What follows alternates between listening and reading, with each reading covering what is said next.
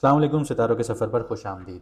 आज की वीडियो में हम बात करेंगे कि आपका फरवरी का जो महीना होगा वो कैसा रहेगा। इसमें हम आपके करियर, जॉब, बिजनेस, आपके क्रिप्टो से रिलेटेड मामला, आपके स्टॉक से रिलेटेड मामला, आपकी लव लाइफ, आपकी मैरिड लाइफ, आपकी फैमिली, इन सारे चैप्टर्स पर बात करेंगे। आपके चैलेंजेस कौन से होंगे इस महीने और अपॉर्चुनिटीज़ कहाँ छुपी हुई होंगी, उन सब चीज़ों को डिस्कस करेंगे, आपको रेमेडीज़ भी देंगे।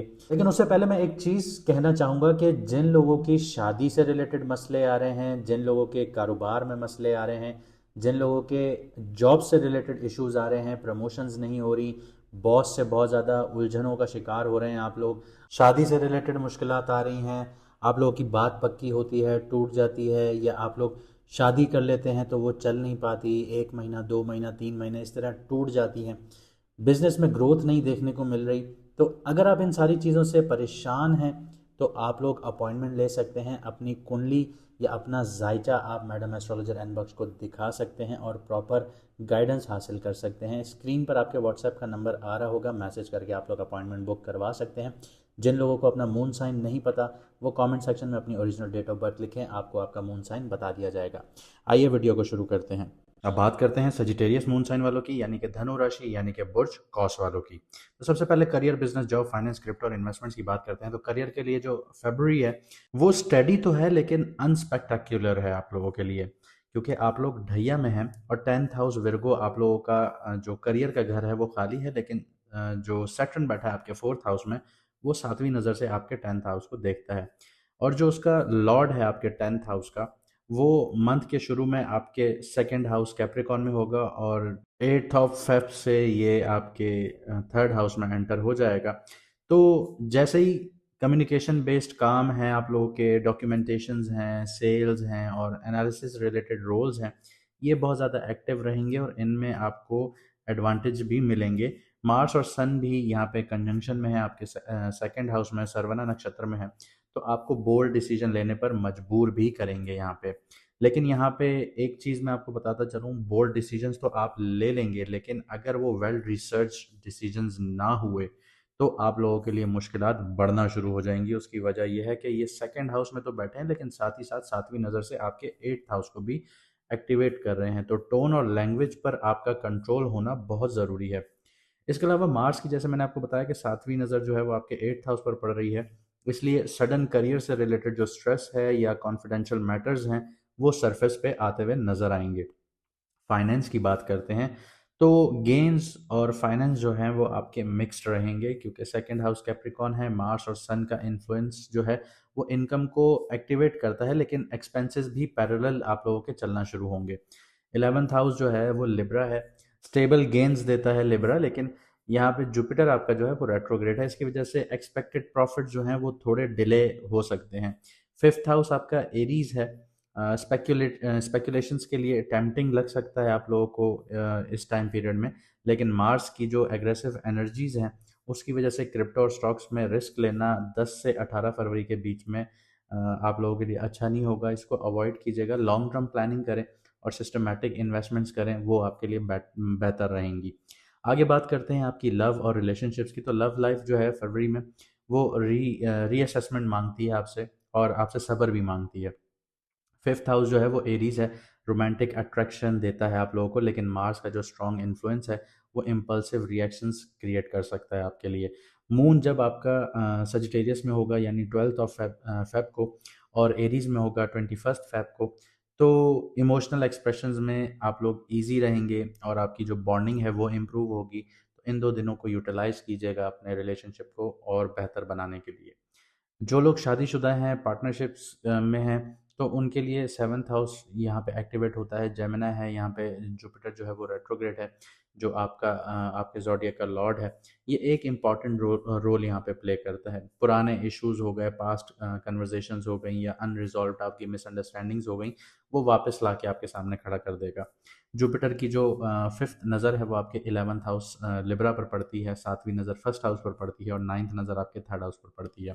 इससे रिलेशनशिप के थ्रू सेल्फ ग्रोथ भी देखने को मिलेगी आप लोगों को, कम्युनिकेशन से बहुत कुछ सीखने को मिलेगा आप लोगों को। मून आप लोगों का कैप्रिकॉन में आएगा 15th ऑफ फेब को और पाइसेस में 19th ऑफ फेब को, तो इमोशनल डिस्टेंस इन दिनों में आप लोगों को फील होंगे। इसलिए थोड़ा सब्र बना के तहम्मुल के साथ आगे बढ़िएगा, क्योंकि घर की ज़िंदगी क्योटिक होने जा रही है। और सजिटेरियस वालों को मैं एक मशवरा ये भी दूंगा कि देखें, जैसे आप लोगों की ढैया है तो आपका फोर्थ हाउस बहुत बुरे तरीके से डैमेज होता है। तो यहाँ पे मशवरा मैं आपको यही दूंगा कि अगर आप लोग अपना नेटिव प्लेस जो है, यानी जिस जगह आप पैदा हुए हैं, जहाँ पे आप लोगों की परवरिश हुई है, पैदा हुए हैं आप लोग, वो स्टेट छोड़ दें, आप लोग माइग्रेट कर जाएं। आपके फोर्थ हाउस की ढैया का इम्पैक्ट ख़त्म हो जाएगा। हेल्थ और वेलबींग की बात करते हैं आगे। हेल्थ के लिए फेब्रुअरी इमोशनल और डाइजेस्टिव सिस्टम पर फोकस मांगता है आप लोगों का, क्योंकि जो सिक्स्थ हाउस है वो एक्टिव करता है शनि, क्योंकि थर्ड जो उसकी एस्पेक्ट है वो आपके सिक्स्थ हाउस पर पड़ती है। सिक्स्थ हाउस वैसे तो स्टेबल था, लेकिन जब उसका वीन जो लॉर्ड है सिक्स्थ हाउस का, वो बैठा है आपके थर्ड हाउस में, और सैटर्न जो है वो आपके फोर्थ हाउस से बैठ के तीसरी नज़र आपके सिक्स्थ हाउस पर डाल रहा है। तो यहाँ पे आपकी कंफर्ट बहुत ज़्यादा बढ़ना शुरू हो जाएगी, आप लेज़ी होना शुरू हो जाएंगे डेली रूटीन्स में। और अगर आप इस रूटीन को फॉलो करते रहेंगे कि आप सारा दिन एक लेज़ी माहौल में रह रहे हैं, कंफर्ट जोन में भाग रहे हैं, तो ये सबसे ख़तरनाक अप्रोच होगी आपकी इस ढैया में। यहाँ पे कुछ लोगों का वेट भी बहुत ज़्यादा जल्दी से बढ़ेगा, लेथार्जी भी आ सकती है यहाँ पे। और फोर्थ हाउस में बैठा हुआ जो सैटर्न है वो आपको चेस्ट, लंग्स या स्लीप रिलेटेड इश्यूज भी दे सकता है, खासकर जब मून पाइसेस में आएगा 19 फेब को। 12th हाउस आपका स्कॉर्पियो है, मेंटल डिटॉक्स और सॉलिट्यूड की ज़रूरत यहाँ पे नज़र आती है। मून कैंसर में आएगा 1 और 28 फेब को, और स्कॉर्पियो में 10 फेब को। तो ओवर थिंकिंग और इमोशनल ड्रेन यहाँ पे हो सकता है। बेस्ट रिकवरी जो डेज होंगे आपके वो 12 फेब और 26 फेब होंगे, जब मेंटल क्लैरिटी आपकी बेहतर होना शुरू हो जाएगी। अब बात करते हैं कि इस महीने आपके चैलेंजेस और अपॉर्चुनिटीज़ कहाँ हैं। इस मंथ के जो सबसे बड़े आपके चैलेंजेस हैं वो बिलीफ सिस्टम और प्रैक्टिकल रियलिटी के बीच का गैप होगी आपके लिए। इन चीज़ों को आपको बहुत अच्छे से समझना होगा कि आप जिन चीज़ों को फॉलो कर रहे हैं, या जिन आयतों को फॉलो कर रहे हैं जो व्हाट्सएप पर आ जाती हैं बिना वेरिफिकेशंस के, आप उनको पढ़ते हैं, दुआएं पढ़ते हैं, हदीसें पढ़ते हैं, बिना वेरीफाई किए पढ़ते हैं।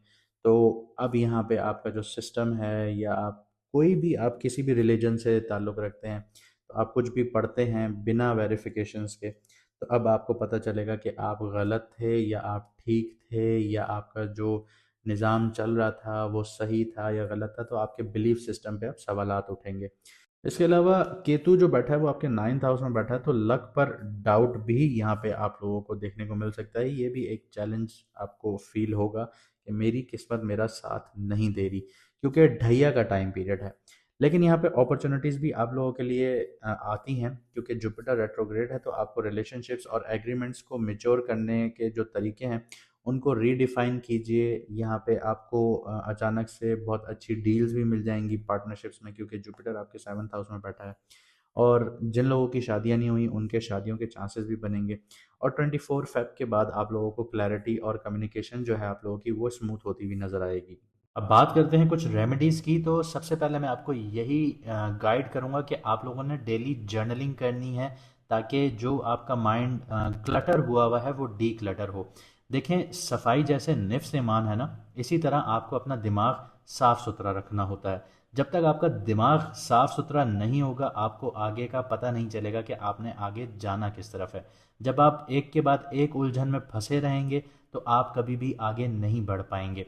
तो सबसे पहले आपको डी क्लटरिंग करनी होती है, डेली जर्नलिंग करनी होती है। आपके दिमाग में कोई भी मसला चल रहा है, कोई भी इशू चल रहा है जिसकी वजह से एक मसला एक टेंशन, एक मसला एक टेंशन चल रही है, तो उसको लिखना शुरू करें। जब आप लिखेंगे तो आपके सामने एक चीज़ आ जाएगी कि मेरे साथ ये मसला है।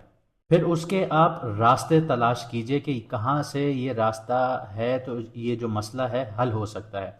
तो आपको पता चलेगा कि वे आउट क्या है, ठीक है। अगर यहाँ पे आपको ये भी पता चल जाए कि इसका कोई वे आउट नहीं है, तो आपके हाथ से मामला ख़त्म है, आप कुछ भी नहीं कर सकते, ठीक है। तो फिर परेशान होने की बात नहीं है। और अगर आपको पता है कि आप कर सकते हैं तो उसको आप उस वे में उसको एग्जीक्यूट कीजिए। और अगर पता है कि नहीं हो सकता तो ऊपर वाले पे छोड़िए।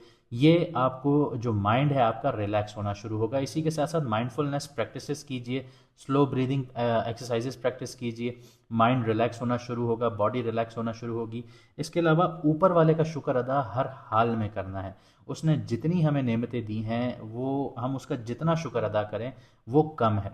जब जब आप शुक्र अदा करेंगे तो वो आपको और ज़्यादा नवाजेगा। और इसके अलावा एक चीज़ अपने दिमाग में बिठा लें कि हफ्ते में एक दिन, रोज़ नहीं कहूँगा, एक दिन कहूँगा कि एक दिन ऐसा बांध लें कि जो आप खाना खुद पसंद करते हैं वही खाना, वही क्वालिटी आप अल्लाह के नाम पे सदका या दान करें। ये आपको बहुत हेल्प करेगी। ये चीज़ आपकी ग्रोथ के लिए बहुत अच्छी है, आपके रिस्क के लिए बहुत अच्छी है। क्योंकि आप अगर कुरान पाक उठा के देखें तो कुरान में भी अल्लाह ताला बार बार कहते हैं कि गरीबों को खाना खिलाओ। तो ये आपकी एस्ट्रोलॉजिकल रेमेडी भी है और ये कुरान में भी आपके लिए रेमेडी है। इसके अलावा प्रॉपर रेस्ट लीजिए, हाइड्रेशन अपनी अच्छी रखिए और मॉडरेट फिजिकल एक्टिविटीज़ में भी इंडल्ज हुइए। अब जाने से पहले मैं सिर्फ आपसे इतना कहूँगा कि अगर आप हमारी लाइव को ज्वाइन करेंगे तो आपको सब्सक्राइब करना पड़ेगा। हमारे काफ़ी व्यूअर्स हैं जो बिना सब्सक्राइब किए व्यू करते हैं, लेकिन जिस दिन हम लाइव आएंगे आप वहाँ पे कमेंट सेक्शन में सवाल नहीं पूछ पाएंगे। तो जब तक आप सब्सक्राइब नहीं करेंगे तब तक आप लाइव को ज्वाइन नहीं कर पाएंगे। मुझे दीजिए यहाँ से इजाज़त, मिलते हैं अगली वीडियो में सितारों के सफ़र पर।